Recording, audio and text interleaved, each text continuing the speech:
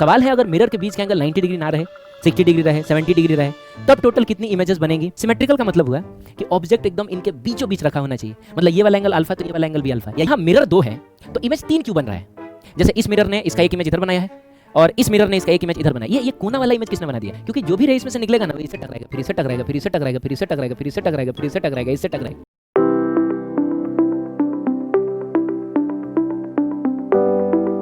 हाय बच्चों, कैसे हैं आप लोग। फिजिक्स के इस रेस्क्यू कोर्स में आपका बहुत बहुत स्वागत है। देखिए, आज के इस रे ऑप्टिक्स के लेक्चर में हम बात करेंगे कि अगर दो प्लेन मिरर्स कुछ एंगल पर रखी हुई हैं और उनके बीच में अगर हमने एक ऑब्जेक्ट रखा तो उसके टोटल कितने इमेजेस बनेंगे। ठीक है, तो सबसे पहले मैं आपको एक सिचुएशन दिखाता हूँ जिसमें आपको दो प्लेन मिरर्स दिख रही होंगी, ऐसे और ऐसे, और आई थिंक कि आप सोच पा रहे होंगे कि ये दोनों एक दूसरे के परपेंडिकुलर हैं।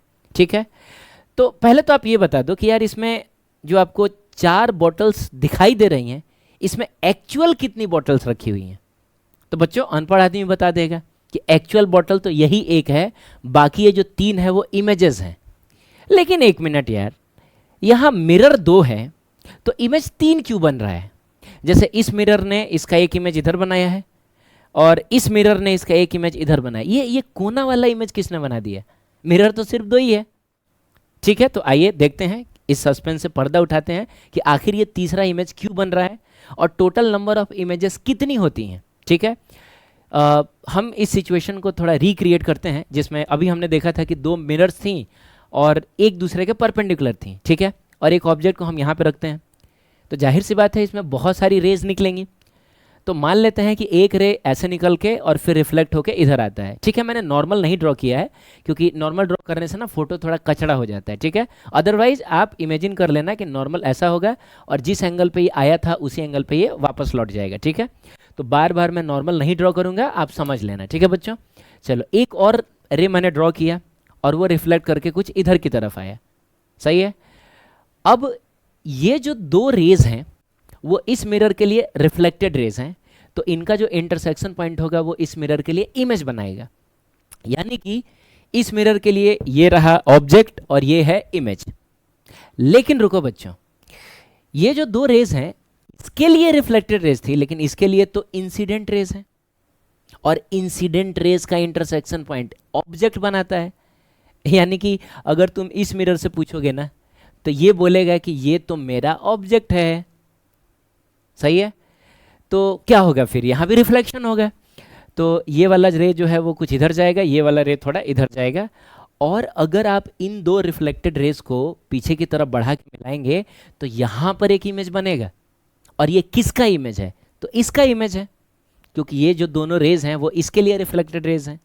सही है बच्चों, तो एक बार फिर से देखना, इसके लिए ये ऑब्जेक्ट है और ये इमेज है, और इसके लिए ये ऑब्जेक्ट है और ये इमेज है। ठीक है, यानी इसके इमेज को इसने अपना ऑब्जेक्ट बना लिया।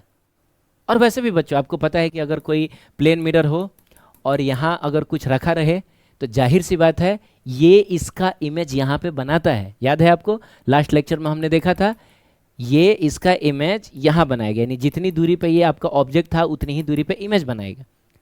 तो ठीक है ना, इसके प्लेन के सामने ही तो है ये, तो इसीलिए इसने इसको ऑब्जेक्ट बनाते हुए इसका इमेज यहाँ बना दिया। सही है, तो चलिए एक काम करते हैं, इसी चीज़ को हम एक बार फिर से इधर ड्रॉ करते हैं, है ना बच्चों। तो मान लो ऑब्जेक्ट यहाँ है जो इस मिरर से A डिस्टेंस की दूरी पे है और इस मिरर से B डिस्टेंस की दूरी पे है।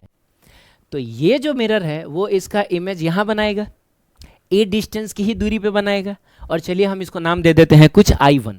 सही है, अब ये इसको अपना ऑब्जेक्ट बना लेगा, क्योंकि ये वाला जो चीज़ है, मतलब इसका जो इमेज है वो इसके प्लेन के सामने है ना, तो अगर सामने है तो ये इसको अपना ऑब्जेक्ट बना लेगा। सही है, तो ये इमेज कहाँ बनाएगा, इसके लिए थोड़ा इस मिरर को हम और एक्सटेंड करते हैं, है ना बच्चों। मिरर को एक्सटेंड नहीं करते हैं, ऐसे ही प्लेन ड्रॉ करते हैं। और आप जानते हैं कि जितनी दूरी पे ये ऑब्जेक्ट है ठीक उतनी ही दूरी पे इमेज भी बनेगा। सही है, और इस इमेज को हमने I1 डैश कह दिया।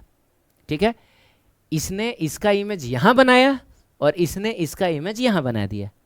अब जो काम इधर से हुआ है वो काम इधर से भी तो होगा, बोलो।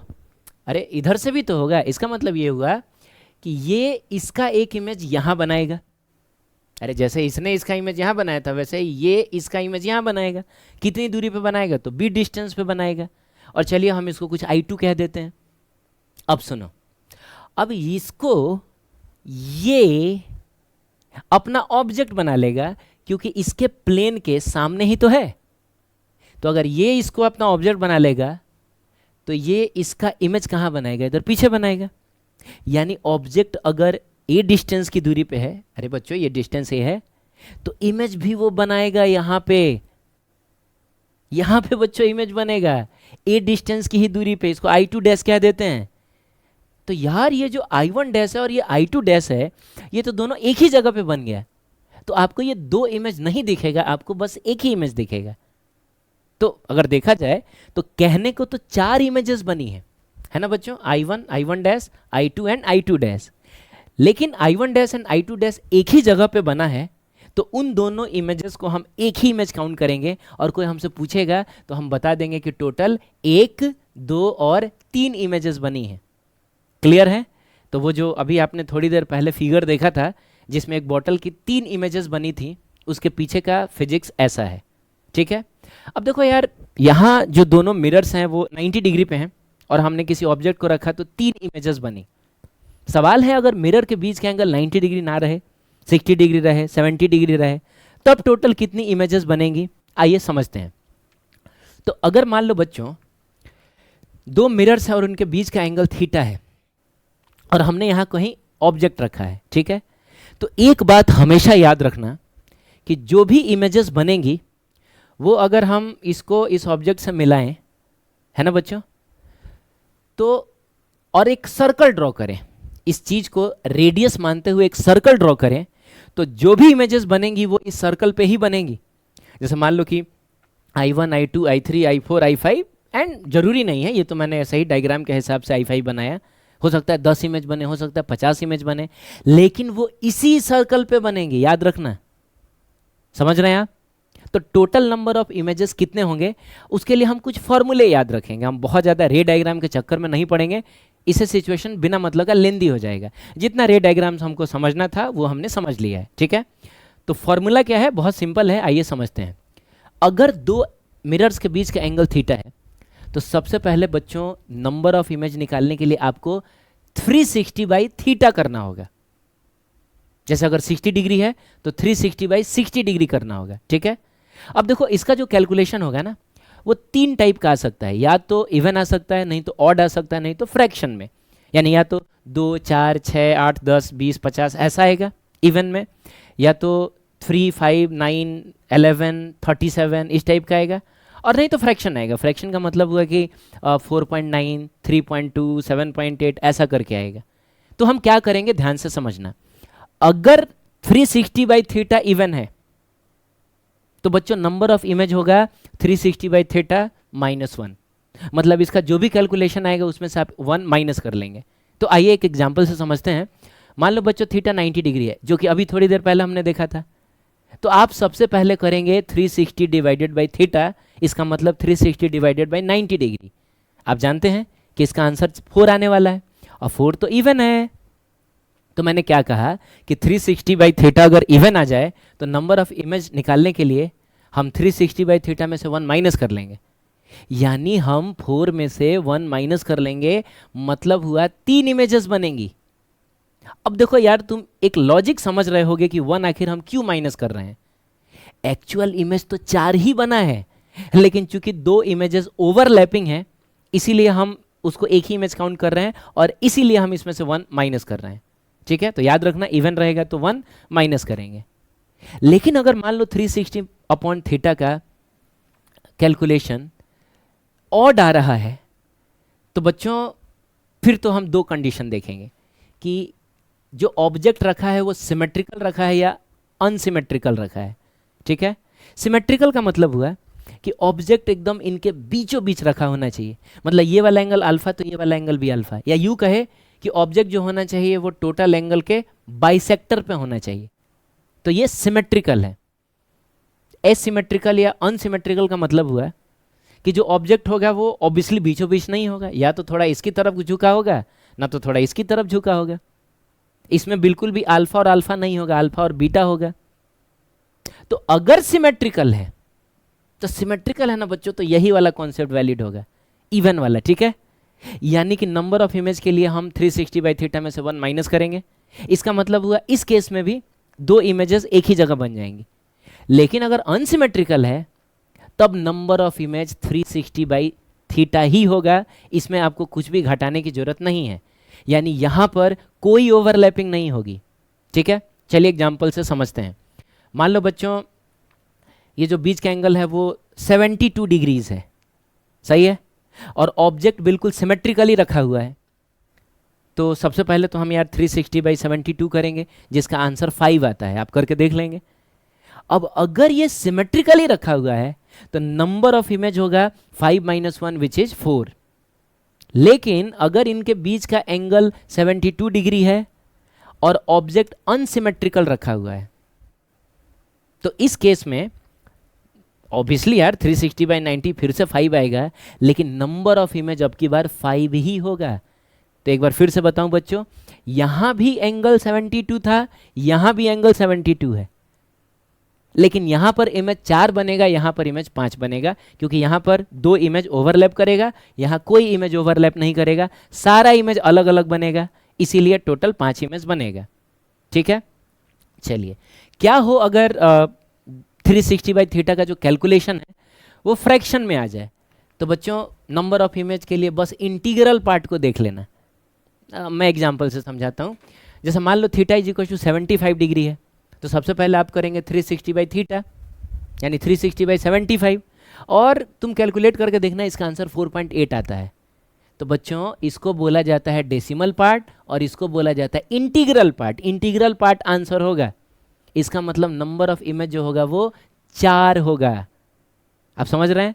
सिमिलरली अगर मान लीजिए theta is equal to 50 degrees है, सही है, तो आप अगर 360 बाई 50 करेंगे तो इससे आपको आंसर मिलेगा 7.2। तो नंबर ऑफ इमेज कितना होगा बच्चों? जल्दी बताओ। इंटीग्रल पार्ट, इसका मतलब हुआ नंबर ऑफ इमेज 7 होगा। क्लियर है? अगर हमको नंबर ऑफ इमेज जानना है तो सबसे पहले हमको 360 बाई थीटा निकालना होगा। अगर ये इवन आ गया, ठीक है, तो बच्चों नंबर ऑफ इमेज होगा 360 डिवाइडेड बाई थीटा माइनस 1। अगर ये ऑड आ गया तो हम देखेंगे कि ये सिमेट्रिकल है या फिर अनसिमेट्रिकल है, ठीक है। अगर सिमेट्रिकल है तो नंबर ऑफ इमेज एक बार फिर से 360 बाई थीटा माइनस 1 होगा, लेकिन अगर अनसिमेट्रिकल है तो number of image 360 by theta ही रह जाएगा, सही है। और अगर मान लीजिए कि ये फ्रैक्शन में आ गया, फ्रैक्शन में आ गया बच्चों, तब नंबर ऑफ इमेज अगर आपको चाहिए तो आपको इंटीग्रल पार्ट को देखना होता है, सही है। बस यही सब देखा था हमने। चलिए हम कुछ क्वेश्चंस करेंगे जिसमें नीट 95 एंड जेईई मेन 2002 का ये सवाल है, जिसको ऑब्वियसली वीडियो पॉज करके पहले तो आप खुद ही से करेंगे, है ना बच्चों। और अब मैं देखता हूँ, कहता है 2 plane mirrors are kept inclined at 60 degrees. इसका मतलब हुआ कि एक प्लेन मिरर ये रहा, दूसरा ये रहा, और इन दोनों के बीच का जो एंगल है वो 60 डिग्रीज है to each other, and the body is placed at the middle, एकदम बॉडी को बीचों बीच रखा गया है। Then total number of images formed is. तो बच्चों सबसे पहले तो हम 360 डिवाइडेड बाई थीटा करेंगे, और यहाँ पे थीटा 60 डिग्री है और ये आ गया 6, जाहिर सी बात है ये आ गया इवन। और अगर इवन आ गया तो बच्चों नंबर ऑफ इमेज जो होगा वो होगा 360 by theta which is 6 minus 1। इसका मतलब टोटल नंबर ऑफ इमेज 5 होगा, ठीक है। तो इसका कौन सा ऑप्शन सही है? 5, ठीक। ये क्वेश्चन है, कर लो खुद से पॉज करके पहले, ठीक है बच्चों। देखते हैं, कह रहा है to get 3 images of a single object one should have 2 plane mirrors at an angle of कितना। अरे बच्चों कहानी की शुरुआत ही यही से हुई थी। अरे 2 प्लेन मिरर्स अगर 90 डिग्री पे हो, 90 डिग्री पे हो, तो आप ऑब्जेक्ट को कहीं भी रखेंगे, है ना, उसके कितने इमेजेस बनते थे? तो एक यहाँ बनता था, एक यहाँ बनता था और एक यहाँ बनता था, यानी 3 इमेज बनता था। इसका मतलब इसका आंसर 90 डिग्री होगा, सही है। चलिए ये एक क्वेश्चन, बढ़िया क्वेश्चन है जेईई मेन 2023 का। वीडियो को पॉज करके खुद से ट्राई कर लो पहले। चलो देखते हैं। कहता है two vertical plane mirrors A and B, तो बच्चों ऑब्वियसली ये रहा आपका ए और ये रहा आपका B, are separated by a distance 10 centimetre, यानी दोनों के बीच का डिस्टेंस कितना है 10 centimetres. Point object O is placed at a distance 2 centimetre, तो यहाँ एक पॉइंट ऑब्जेक्ट ओ है जो कि यहाँ से मिरर ए से 2 सेंटीमीटर की दूरी पे है, तो जाहिर सी बात है ये जो होगा वो 8 सेंटीमीटर होगा। क्लियर है? The distance of the second nearest image, अच्छा हमको सेकेंड नियरेस्ट इमेज बताना है बिहाइंड मिरर ए, मतलब ए के पीछे जो सेकेंड नियरेस्ट इमेज बनेगा उसके बारे में बताना है कि वो मिरर से कितनी दूरी पे होगा। ठीक है, तो यार सबसे पहले तो ये बताओ कि ये दोनों मिलके इसके टोटल कितनी इमेजेस बनाएंगे। तो जब भी दो मिरर के कॉम्बिनेशन की बात हो तो सबसे पहले हम इनके बीच का एंगल पता करेंगे, और बच्चों दो लोग अगर एक दूसरे के पैरेलल हों तो उनके बीच का एंगल होता है 0 डिग्री। ठीक है, तो सबसे पहले हम लोग करेंगे 360 डिवाइडेड बाई थीटा, और यहाँ थीटा 0 है, और आप जानते हैं कि समथिंग अपॉन 0 अनडिफाइंड, या फिर हम उसको इनफाइनाइट कह सकते हैं। तो बच्चों यार अब इनफाइनाइट तो ऑड भी हो सकता है, इवन भी हो सकता है, कुछ भी हो सकता है, इनफाइनाइट पे तो सब कुछ पॉसिबल है। तो नंबर ऑफ इमेज या तो इनफाइनाइट होगा, नहीं तो इनफाइनाइट -1 होगा। तो यार अगर ये इनफाइनाइट है तो इनफाइनाइट ही है, इवन इनफाइनाइट -1 भी इनफाइनाइट ही होता है। इनफाइनाइट में से कुछ घटाओगे तो फाइनाइट थोड़े ना हो जाएगा। यानी ये दोनों मिलके इसके इनफाइनाइट इमेजेस बनाने वाले हैं। और कैसे बनाने वाले हैं देखिए, हम समझते हैं इसको। सबसे पहले इसका ये जो इमेज बनाएगा वो यहाँ बनाएगा 2 सेंटीमीटर पे। ठीक है बच्चों, और इसका ये जो इमेज बनाएगा वो यहाँ बनाएगा, और वो कितनी दूरी पे बनाएगा तो 8 सेंटीमीटर पे। अब देखो क्या है, इसके इमेज को ये अपना ऑब्जेक्ट बना लेगा। क्यों ऐसा होगा पता है आपको? क्योंकि जो भी रे इसमें से निकलेगा ना वो इससे टकराएगा, फिर इससे टकराएगा, फिर इससे टकराएगा, फिर इससे टकराएगा, फिर इससे टकराएगा, फिर इससे टकराएगा, इससे टकराएगा, और जितनी बार रिफ्लेक्शन होगा उतने इमेजेस बनते चले जाएंगे। तो अगर हम एक ऐसा रे ले लें बच्चों जो कि एकदम ऐसे गया था, सीधा गया था, वो तो इसी में ट्रैप रह जाएगा। वो जाएगा फिर आएगा, फिर जाएगा फिर आएगा, और कितनी बार, इनफाइनाइट बार वो रिफ्लेक्शन करेगा। और अगर इनफाइनाइट बार रिफ्लेक्शन करेगा तो इनफाइनाइट इमेजेस बनेंगी। सही है बच्चों? और ऐसे केस में याद है मैंने आपसे कहा था कि पिछली बार का जो ऑब्जेक्ट होगा, सॉरी इमेज होगा, वो अगली बार के लिए ऑब्जेक्ट का काम करेगा। तो देखो होगा कुछ यूँ कि बच्चों इसका जो इमेज है ना, इसका जो इमेज है ना, इसको ये अपना ऑब्जेक्ट बना लेगा। इसका मतलब इससे, अच्छा इसने इसका इमेज तो बना ही दिया ना, ये इसका भी इमेज बनाएगा। तो कितनी दूरी पे है? तो 10 और 2 12 सेंटीमीटर की दूरी पे है। यानी यहाँ से 12 सेंटीमीटर की दूरी पे, चलिए मान लेते हैं 12 है ये, एक और इमेज बनेगा। सही है? अब इसको ये अपना ऑब्जेक्ट बना लेगा। ठीक है, तो अगर इसको ये अपना ऑब्जेक्ट बना लेता है तो ये कितनी दूरी पे है? तो 10 और 8 18 सेंटीमीटर। यानी यहाँ से 18 सेंटीमीटर की दूरी पे बच्चों, इधर कहीं 18 सेंटीमीटर की दूरी पे एक और इमेज बनेगा यहाँ पर। ठीक है, फिर इसको ये अपना ऑब्जेक्ट बना लेगा। तो 10 और 18 कितना? तो 38 हुआ। सॉरी बच्चों 28 हुआ ना, 28 हुआ। तो यहाँ से 28 सेंटीमीटर की दूरी पे कहीं यहाँ पर, ये मान लो 28 सेंटीमीटर, एक और इमेज बनेगा। अच्छा, इसने इसका तो बना दिया यहाँ पे, इसका भी बना दिया यहाँ पे, हाँ इसका भी बनाएगा, यानी कि 10 और 12 22 सेंटीमीटर। तो बच्चों यहाँ से एक बार फिर से आप चले जाएं इधर, कितना बताइए? 22 सेंटीमीटर पे एक इमेज यहाँ बनेगा। सही है?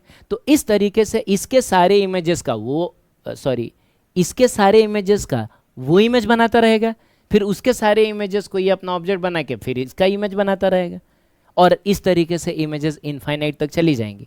तो हमको इस सवाल में क्या बताना था? हमको बताना था कि इससे सेकंड नियरेस्ट इमेज कौन है।